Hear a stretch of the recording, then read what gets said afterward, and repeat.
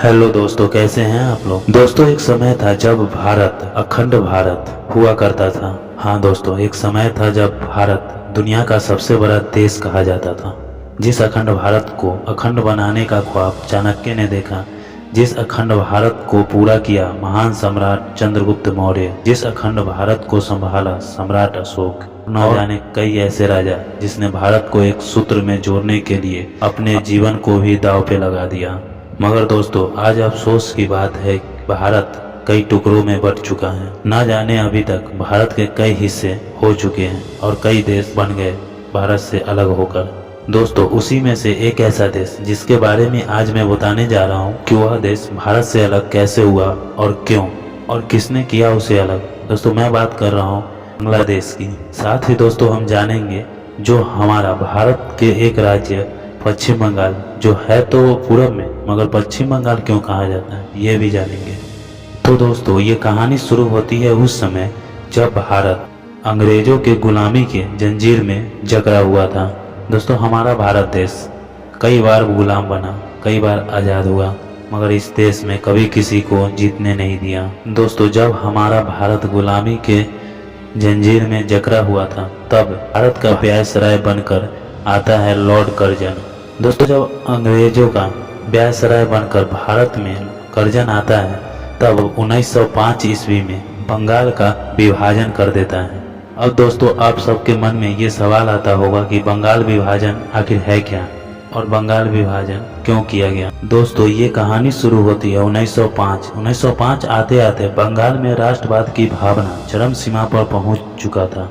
दोस्तों, इसी राष्ट्रीय प्रेम को समाप्त करने के लिए अंग्रेजों ने बंगाल को दो भागों में बांटने का निर्णय लिया। मगर अंग्रेजों के लिए भी ये इतना आसान तो नहीं था। दोस्तों, बंगाल विभाजन की घोषणा कर्जन ने 20 जुलाई 1905 ईस्वी में था, जो कि दोस्तों 16 अक्टूबर 1905 को लागू किया गया। तो अंग्रेजों ने बंगाल विभाजन तो कर दिया, लेकिन बंगाल विभाजन का कारण उन्होंने प्रशासनिक सुधार बताया, जो कि ये सत्य नहीं था। बंगाल विभाजन करने का उनका सबसे बड़ा उद्देश्य था बंगाल पर शासन करने में आसानी हो, और बंगाल का विभाजन उन्होंने इस तरीके से किया कि ये दोनों आपस में लड़ते रहे। दोस्तों, बंगाल विभाजन को दो भागों में बांटा गया, ईस्ट बंगाल और वेस्ट बंगाल। ईस्ट बंगाल में मुसलमानों को ज़्यादा रखा और वेस्ट बंगाल में हिंदुओं को ज़्यादा रखा। और तभी अंग्रेजों ने एक नीति लाया, फूट डालो और शासन करो। मगर अंग्रेजों का यह नीति सफल नहीं रहा, क्योंकि उसी समय बहिष्कार या स्वदेशी आंदोलन चलाया गया था।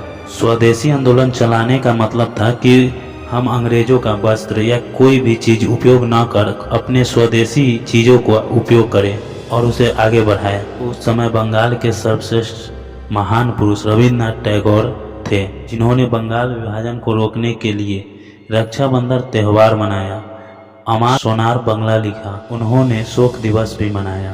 दोस्तों, इस बंगाल विभाजन से महिलाएं और बुद्धिजीवी लोग बहुत प्रभावित हुए, लेकिन कृषि और मुसलमान लोगों को कोई फर्क नहीं पड़ा। और दोस्तों, लॉर्ड कर्जन के कारण ही बंगाल दो भागों में बंट जाता है, ईस्ट बंगाल और वेस्ट बंगाल। जो आज़ादी, देश को आज़ादी मिलने के बाद जिन्ना के कहने पर और भारत पे हो रही विद्रोह के कारण भारत को दो हिस्सों में बांटना पड़ा। जिस एरिया में ज़्यादा मुसलमान थे, उस एरिया को एक अलग देश बना दिया गया। जैसे दोस्तों, आज के समय में है पाकिस्तान और दूसरे ओर है बांग्लादेश, जो कि उस समय जब आज़ादी मिली थी तब पूर्वी पाकिस्तान और पश्चिमी पाकिस्तान में बांट दिया गया था। दोस्तों, पूर्वी बांग्लादेश को ही पूर्वी पाकिस्तान बना दिया गया, लेकिन पश्चिमी पाकिस्तान के लोग पूर्वी पाकिस्तान में इतने अत्याचार करने लगे, जिससे परेशान होकर वहां एक मुक्ति वाहिनी सेना बनाई गई और उन पर विद्रोह कर दिए। लेकिन फिर भी पश्चिमी पाकिस्तान के लोग उन पर अत्याचार करते रहे। इससे परेशान होकर उन्होंने भारत से मदद मांगी, तब जाकर भारत ने 1971 में उन्हें आज़ादी दिलाई। जो इंदिरा गांधी उस समय भारत के प्रधानमंत्री थी, उन्होंने ही यह आज़ादी दिलाई और पूर्वी पाकिस्तान को बांग्लादेश में बदल दिया। तभी से आज तक बांग्लादेश के नाम से जाना जाता है और वह देश भारत से अलग हो गया। ऐसे ही रोचक कहानियाँ जानने के लिए मेरे चैनल को सब्सक्राइब कर लें। चलिए मिलते हैं अगले वीडियो में। Take care, good bye.